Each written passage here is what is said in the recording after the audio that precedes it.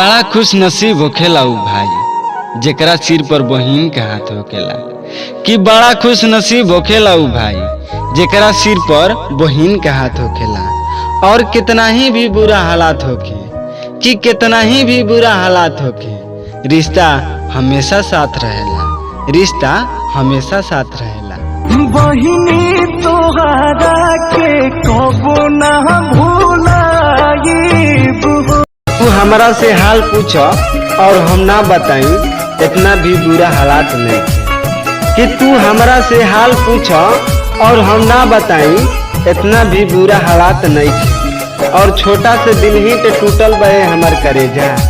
कि छोटा से दिल ही ते टूटल बहे हमर करेजा, वरना कोनो बात नहीं थे। ये सोच के दिल मेरा जोरों से धड़कता है किसी और की।